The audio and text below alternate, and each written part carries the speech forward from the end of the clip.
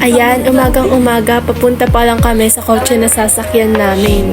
Tapos may nakita kaming parang cute girl na nawawala. Kaya sinama na lang namin. Dapat magda-drive-thru kami sa Jollibee. Pang-almusal sana namin, kaso busog pa kami. Nagsimula na kaming bumiyahe. Marami rin kasi mag-field trip sa araw na yan. Marami ring mga tao. Kaya mas maganda kung mas maaga. At ayan na nga yung cute girl na batang nawawala. Tingnan mo yun, magpapakit pa yun sa video. Ayan, at kung makikita nyo nga, nakarating na kami sa Ocean Park pagkatapos ng ilang oras na biyahe. May nakita nga rin pala kaming kalesa, lakas maka old fashion.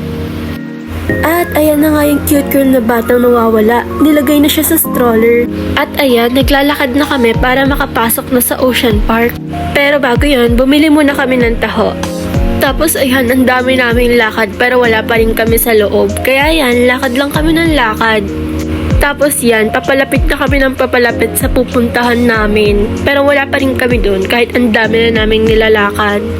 At ayun na nga, naglalakad na kami ng naglalakad at palapit na rin kami ng palapit sa pupuntahan namin. Ayun na nga, kinarga na yung cute na batang nawawala. Tapos nung nakapasok na kami, ang tagal namin naghintay, mga ilang oras din. Tingnan mo, nayayamot na yung isang bata dyan. Tapos pa-cute lang sila, ganun. Tamang video lang kasi sobrang tagal talaga. Nayayamot na talaga yung isang bata. Tingnan mo nga yung mukha, oh. Natutulala na sa sobrang tagal. Kanina pa siya naghihintay eh. Tapos finally, after ilang oras sa paghihintay bago mag-start ang show, magsisimula na ang pinakahihintay namin. Ayan, sobrang na-amaze kami sa Sea Lion. Para talaga silang well-trained. So ayan, after namin manood ng Sea Lion show, napagdesisyonan namin maglibot-libot muna. Pero dapat kakain muna talaga kami, kaso maraming tao. Nung nasa loob kami, ang haba pa rin pala ng mga pila. Then after nun, naglakad-lakad muna kami. Then naghanap kami ng perfect spot kung saan pwede kami mag-picture. Akala ko nga hindi ako mag-e-enjoy kasi para mga pambata yung nakikita namin. Pero sobrang nakaka-enjoy pa rin pala. Tapos tignan nyo itong mga isdang to, mas malaki pa sa bata na yan. Tapos tignan nyo nga itong batang to, nabrokot talaga siya malala. Pak, picture silang pamilya oh. Tapos tignan nyo itong isdang to, parang mixed breed siya. Ewan ko saan na kami pumapasok, basta ang alam ko, sumusunod na lang kami sa mga maraming tao. Isa pa to, kala ko nga bulate, isda lang din pala. Marami pala talagang klase ng mga isda. Tignan nyo to, parang papel. Tapos dyan, binibidyohan ko sila. Akala ko aesthetic, ang gulo-gulo pala talaga. Tapos sa amaze ako kasi ganito pala matulog yung mga seahorse. Ito akala ko aquarium na hindi nalinisan, pero isda pa rin pala talaga siya. Tapos itong batang to, kala niya nahawakan niya talaga. Tapos pagpasok namin dito sa loob, malamig naman pero amoy isda siya. Dati ang daming tuna dito. Pero ngayon malaki naman pero ang konti na. Tapos itong batang to, amazed na amazed siya kahit anong isda pa yan. Tapos pumasok na kami dito. Yung parang kuweba siya sa ilalim ng tubig. Basta dito, ang alam ko, more picture na lang kami. Itong batang to, todo effort kami para patawanin siya. Para makuhanan siya ng magandang picture. Pero wala pa rin talagang effect. Tapos tong mga shark na to dati sobrang laki nila eh. Tapos ngayon nanatili na silang baby shark. Ang tagal na rin kasi nung huling punta ko rito.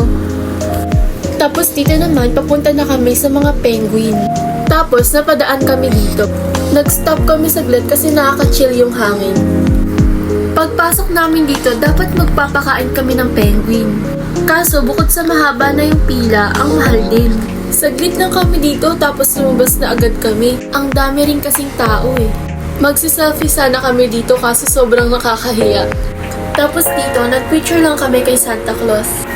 Basta nagpicture kami niyan, di lang nakunan sa video. Dito talaga, nagpicture kami.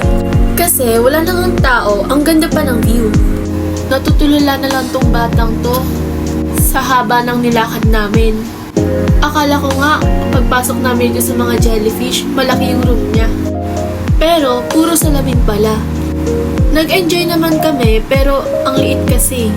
Kaya nagpicture na lang kami ng onte, tapos lumabas na rin kami. Binibilisan talaga namin para mapasukan namin lahat. Tapos ayan, kala mo nag-iiba-iba yung kulay ng jellyfish, pero may ilaw lang talaga yan. Tapos nauntog pa nga ako habang kumukuha ng video. Tapos diba tignan nyo, mukhang malawak.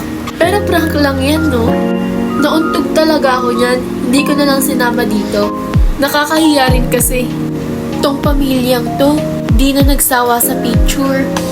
Tapos dapat 3 o 2 pa yung papasukan namin. Pero last na pala to, kasi ang dami ng tao. Pagpasok nga namin dito, para kami nasa ibang mundo. Kaya pagpasok namin dito, nag-enjoy kami kaka-picture. May playground dyan. Dapat mag-i-slide si baby girl, kaso sarado. Tapos ito, punong-puno ng Superman. Basta dito, sobrang dami. Ikaw na lang talaga ma-overwhelm. Pati mga mugs and tumblers. Meron nga dyan human-sized Superman. Tignan nyo, sobrang laki. At after nun, napagdesisyonan na namin umuwi. At dahil mahaba yung nilakad namin papunta, mahaba rin yung nilakad namin pauwi. Yung pauwi kami niyan, sobrang daming dumating na bus. Ang dami talagang nag-field trip that time. Buti na lang, maaga kaming pumunta. Tapos ayan, pauwi na kami niyan. Pero dumaan muna kami sa Jollibee para kumain. Basta pagdating ng pagkain, hindi na kami magkakakilala. Gutom na lahat. Miski yung batang yan. Basta more love ang kami yan. Iba-iba lang yung angle ng camera.